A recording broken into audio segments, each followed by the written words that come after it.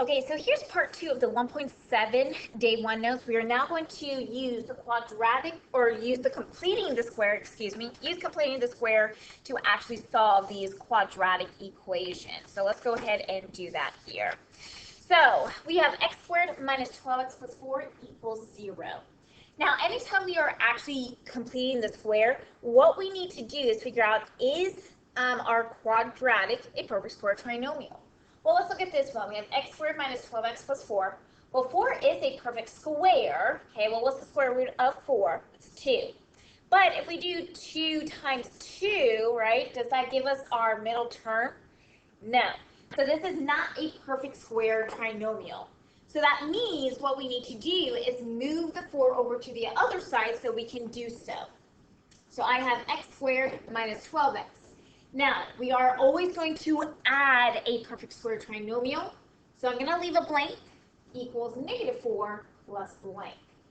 The blanks are going to represent when I use that formula of b divided by 2 squared, I need to place that on both sides. The reason is we're trying to make this equation equal.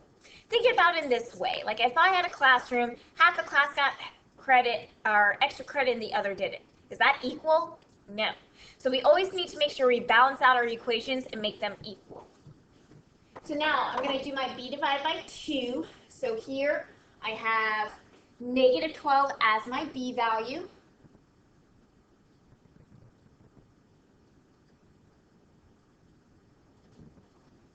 So then -2 divided by 2 gives me -6. And of course, anytime we square something, it should just give us a positive. So I'm adding 36 to both sides. Okay, from here, now I do have a perfect square trinomial, but I am going to rewrite this so then I combine my like terms of -4 and the 36. So -4 plus 36 is going to give me 32. And notice now I do have a perfect square trinomial, because when I write this, so I have x. Now notice my middle term is a minus, so I need minus. What's the square root of 36? Is 6. So if I do 6 times 2, does that give me my middle term? Yes. Or you can also think about -6 plus -6, that gives me my -12. And don't forget, we always write it as a square of a binomial. Now we're going to go ahead and take the square root on both sides to get rid of that squared. So now I have x minus 6 equals. Now, is 32 a perfect square? No. But let's see if there's a perfect square that goes into it. So the largest that I can think of is going to be 16. Yeah, some of you probably said 4, but remember, there's something bigger, okay? So square root of 16 is 4. Don't forget your plus minus sign, and then we leave that square root of 2. Now I move the 6 over to the other side, and I'm going to add that, and I'm going to put that in front of the plus minus. So I have x equals 6 plus minus 4 square root of 2. Notice that I did not add the 6 with the 4. The reason being is they are actually not like terms. The 4 has that square root of 2 attached to it, so we can't really do 6, add 6 to get 10. Okay, so be careful on that. So my final answer is 6 plus minus 4 square root of 2. Once again, we do get 2 real solutions. And if we actually did plug this into our calculator, we just get decimals, but they do cross the x-intercepts, or x-axis. And so therefore, we have x-intercepts. Okay, let's try another one. Now this time, we have it where the leading coefficient is not 1. So in order to do this one, we have to get our leading coefficient to be 1, and then we can create our perfect square trinomial, factor, do the square root, and get our final solutions. So what we're going to do here is we are going to figure out if these terms have anything in common. Now you kind of actually have 2 ways of doing this.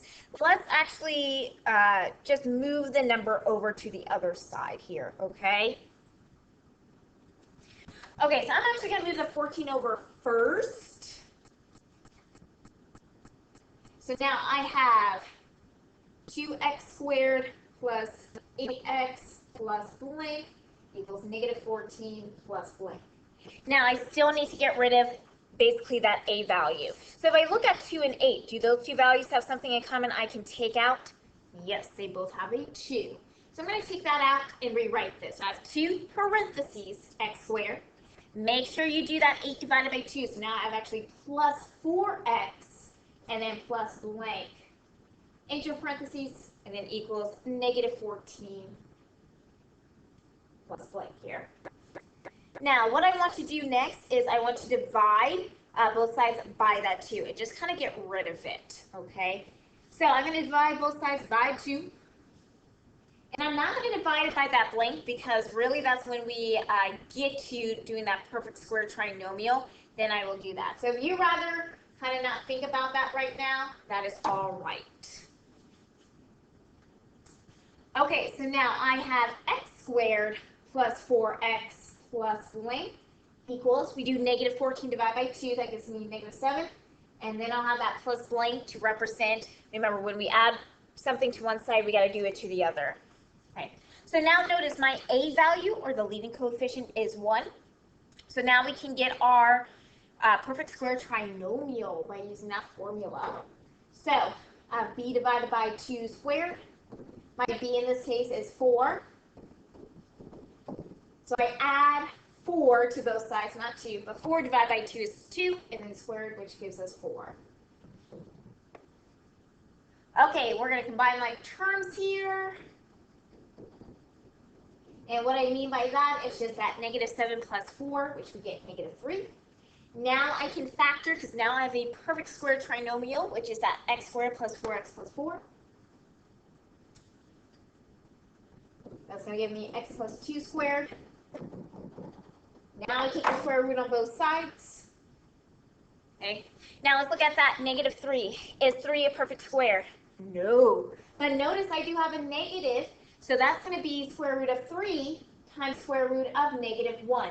We're getting into complex solutions here. Okay, now I have x plus 2 equals, okay, make sure the I actually comes before the square root. So we have plus minus I square root of 3. And now we move the 2 over. Now make sure we do write this in standard form.